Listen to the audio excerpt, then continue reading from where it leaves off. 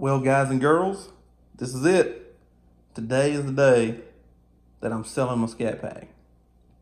All right, it's a 2018 Dynamics package, sunroof, navigation, lane departure warning, backup cameras, leather, all that good stuff. You've been watching my channel, you know all the things that it has, you know the things that I've done to it. I've pretty much turned the car to stock.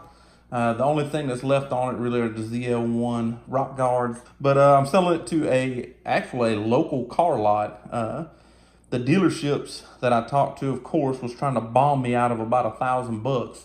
And this local car lot actually showed me what the NADA was on the vehicle. They pulled everything up, pulled up the Carfax. He showed me all of that. So it was like total transparency when I talked to this dealership. And they offered me a fair price. I'm not making a substantial amount of money, but I really didn't think I was going to make a substantial amount of money off of the car.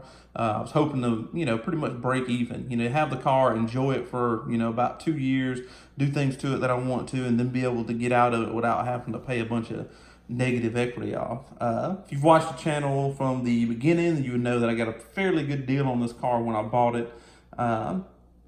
But I'm only making about, $600 off of it from selling it, which isn't bad at all. Some people have to pay. The last Scat Pack that I sold, I had to pay almost $5,000 to get out from under it to a dealership. So glad I don't have to do that this time. I've thought about several different vehicles to replace it, but I believe I'm going to go back to a two-door vehicle.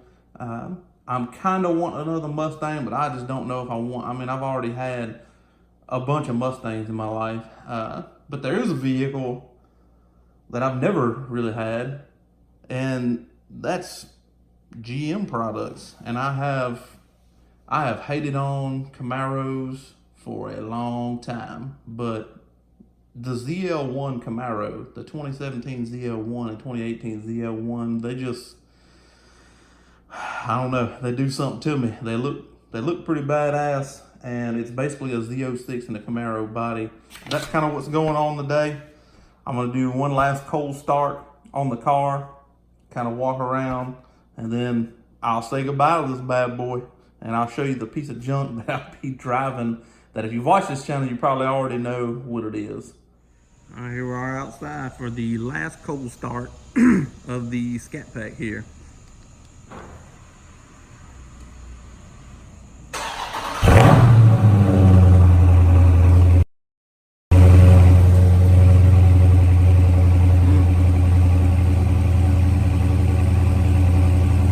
I think this is one of the most favorite factory exhaust I've ever had of any car I've ever owned, is on these Scatpack Chargers.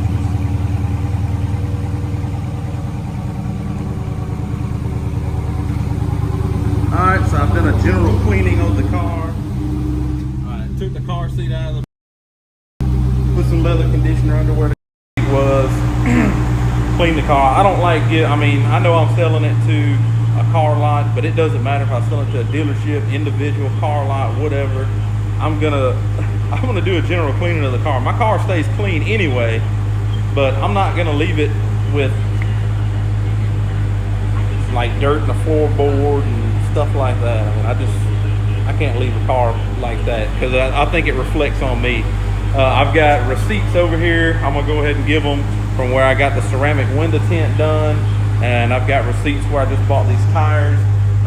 If you're looking for a great tire for these cars, these Firestone Firehawk Indy 500s are an awesome tire when I bought them. I didn't think that they were going to be that good. I was kind of worried, but they had a money-back guarantee where I could switch them out. I think it was 60 days maybe after a purchase, but I drove them around probably, I don't know, 100 miles, and then did traction control, or not traction control. I did the launch control on the car and did a quick launch, and these babies hooked pretty fierce. And they don't, like the factory Pirellis, the P0s, when it would sit in the garage for a couple days, they would have bad flat spots on them. And it's kind of an expensive tire to have flat spots like that after a few days. Well, these tires right here sat for about 2 weeks without the car moving, and when I crunk it up and drove it, it was, you know, I couldn't really feel any vibrations or flat spots in the tires after sitting for weeks. So I love them. If you're looking for a good tire, they're a little bit cheaper than the P0s, and I think they cost me probably around $1,300 mounted and balanced for a set of 4, and I got 285s, and I'll show you the size. 285, 35, 20. It's pretty much the same overall tire diameter, so your speedometer will still be right too. Look good, handle good. All right, getting the car returned back to factory, you go to apps here. I know a lot of people holding the screen up here and all this other good stuff, but you just go to settings, go down, reset. Bam, there's all your stuff right there. Clear personal data, and this is a 2017, 20 should be the same. I don't know about the 15, 16s. I know there's a way to do it, but I don't know it's exactly the same steps as this.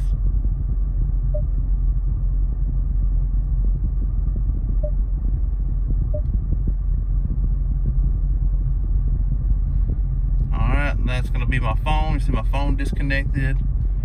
Restore settings. That should have restored all the settings. I'm going to do it again. Reset the app drawer. That's not really important, but you can go ahead and do that if you wanted to. Media devices. Climate's all reset. Phone's not connected. There's no home address set anymore. Everything's done. Alright, and then on your garage door opener up here, hold the 2 outside buttons until it starts to flash.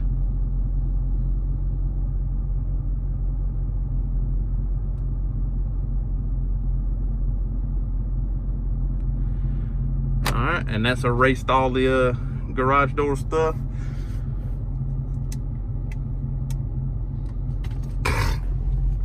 All right, everything's ready to go. I'm gonna drive it over here and see if we can get her sold. Another thing that's staying is the red push start button. It's just too much of a pain to take this dash back apart. I'm not doing that. So other than that, everything else is stock on the car. Ready to go. One pull, one last one.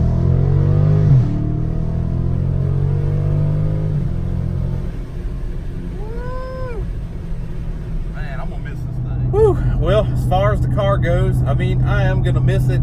It's been a great car. I really don't have any complaints. You just get to a point where you just want something different. And for those of us that can't afford to have 2 or 3 cars at once, that just means that I gotta sell this one. So that's where I'm at. I'm not selling it because I just despise it. I'm not selling it because I'm just totally tired of it. It's just that I want something different.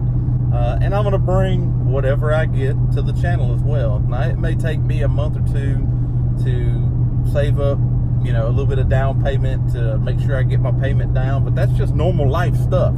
And I know I'm gonna have some comments, people saying, well, if you can't afford it, don't buy it. Well, hey, guess what? That's why I'm saving up down payment for, is so I can afford it. So once I get that saved up, I can afford it, and then I'll buy it.